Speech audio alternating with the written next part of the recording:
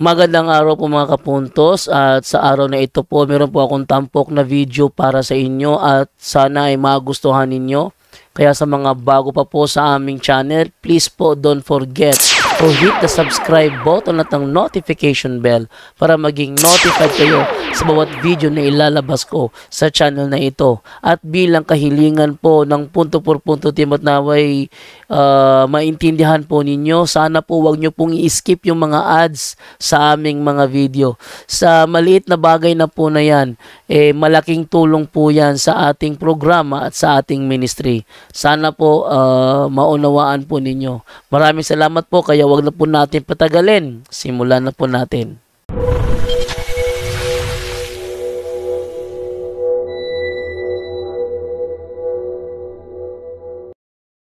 Lahat halos ng mga nagsulputang sekta ginamit itong talatan to, but they are out of context. Ngayon po, contextualize natin ng konti ito. Pero bago lahat, pagnilayan po natin ano nga ba ang ebanghelyo ngayong araw ng Sabado, no? Ito po ebanghelyo ayon kay San Mateo chapter 23 verse 1 to 12. Pagnilayan po natin, makinig ang may pandinig.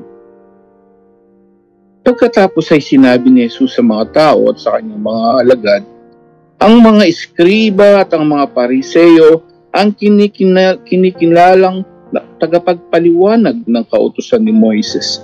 Kaya't gawin ninyo ang itinuturo nila at sundin ang kanilang iniuutos, ngunit huwag ninyong tularan ang kanilang gawa, sapagkat hindi nila sinasagawa ang kanilang ipinangangaral. Nagbibigki sila ng mabibigat na dalahin at ipinapasan sa mga tao, ngunit ni daliri ay ayaw nilang igalaw upang tumulong sa pagdadala ng mga iyon. Pawang pakitang tao ang kanilang mga gawa. Nilalaparan nila ang kanilang mga pilakteriya at hinahaba ng palawit sa laylayan ng kanilang mga damit. Ang ibig nila ay ang mga upuang pandangal, ang mga piging at ang mga tanging luklukan sa mga sinagoga. Ang ibig nila ay pagpugayan sila sa mga liwasang bayan at tawaging guro. Ngunit kayo, huwag kayong patawag na guro, sapagkat iisa ang iyong guro, at kayong lahat ay magkakapatid. At huwag na yung tawaging ama ang sinumang tao sa lupa, sapagkat iisa ang iyong ama, ang amang nasa langit. Huwag kayong patawag na tagapagturo, sapagkat iisa ang iyong tagapagturo, ang Mesiyas. Ang pinakadakila sa inyo ay dapat maging lingkod ninyo. Ang nagpapakataas ay ibababa, at ang nagpapakababa ay itataas. Mga kapatid, ito pong mabuting balita ng ating Panginoon. Pinupuri ka naming Panginoong Jesucristo. Ayan, konting pagninilay lang po mga kapatid, no? Naalala ko ang isang kwento, sabi ng isang anak doon sa tatay niya na walang tigil sa paninigarilyo, no? Sigarilyo na sigarilyo. Parang ano yung anak, ang sabi ng anak, tay, parang sarap kasi sigarilyo, gusto ko na rin po manigarilyo. Gusto ko na rin pong tikman yan. Sabi niya, kasi parang sarap na sarap ka. Lagi kayo nag-iitit ng sigarilyo. Alam mo po ang sabi ng tatay, hey anak, wag. Alam mo, pagka ikaw maninigarilyo, sige ka, sabi niya, maaga kang mamamatay. No? Sabi niya. So, binalikan siya ng anak niya, ng tanong. Sabi niya ganun, tay, sabi niya, gusto niyo bang mamatay? So, nanahimik yung tatay. Mayroon naman isa pa rin kwento na mayroong isang nanay na nagtanong sa isang pari. Sabi niya, Father, ano po ang gagawin ko dun sa anak ko naninigarilyo?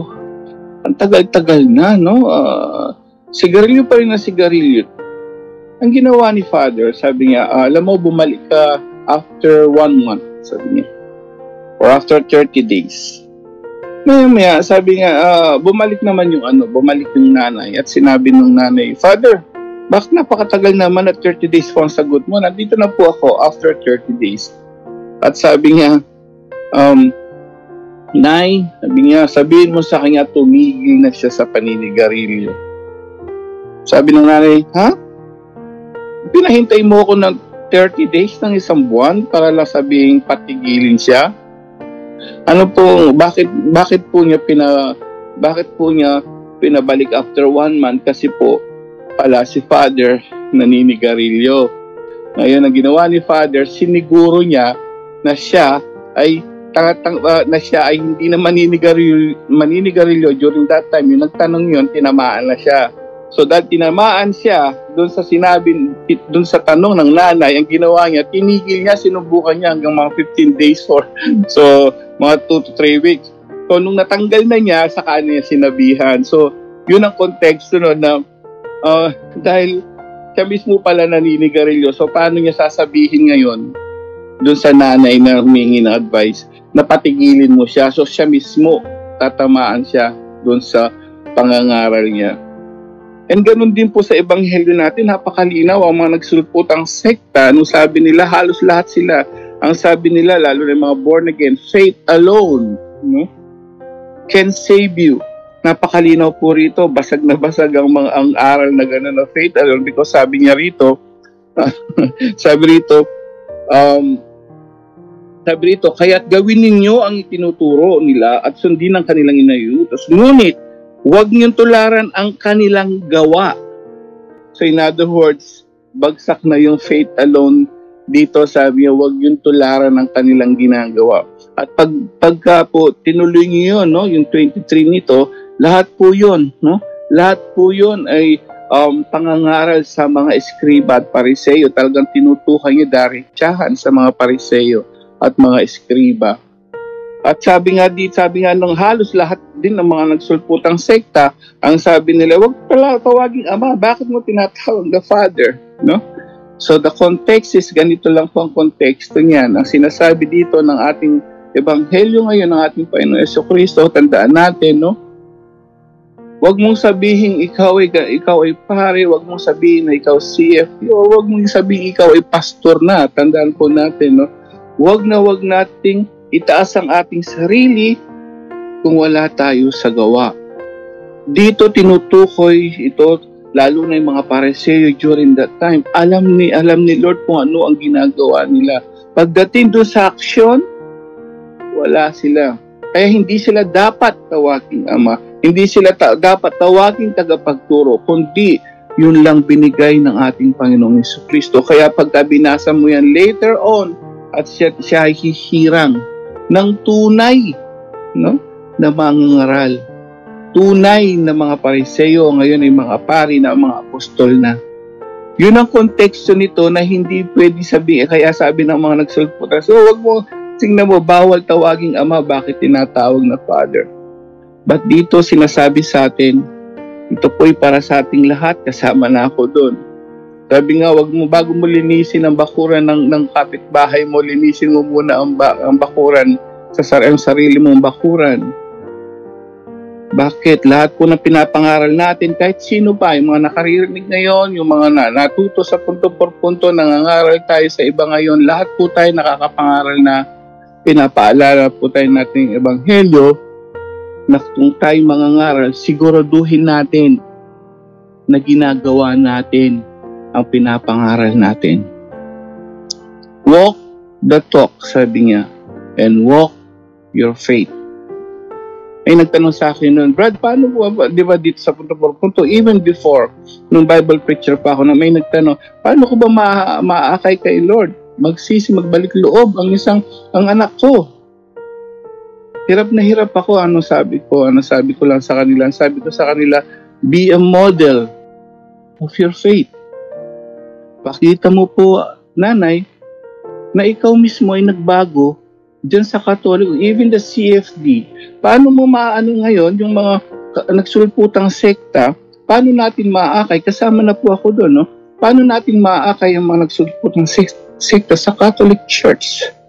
Kung tayo mismo ay gumagawa at mismong sumusuway sa Catholic teachings. Hindi tayo namumuhay bilang Kristiyano Katoliko. Yun ang pinaka-message sa ating lahat. Kasama na po ako. Ang tanong ngayon, tayo ba nangangaral? Okay, pumunta ka dito sa pumunta ka dito sa Katoliko, ito yung totoo. Ang tanong, ikaw ba ay totoong namumuhay ayon sa turo ng simbahan? That's a big question. That's a challenge also for us. Not just for the different sect, yung mga ibang sekta, pero it's a challenge for us, mga CFP na nangangaral na bumalik kayo sa Katoliko, tanongin natin na natin sarili, tayo ba ay namumuhay ayon sa turo ng simbahan? So ngayon po, paalala po sa atin lahat, ang pananampalataya ay dapat may kalakip na gawa para mas mabisa. Amen. Yun lang po, naway gabayin tayo ng banal na Espiritu ngayong gabing ito. To God be the glory. Salamat po. Back to you, Bro Jando.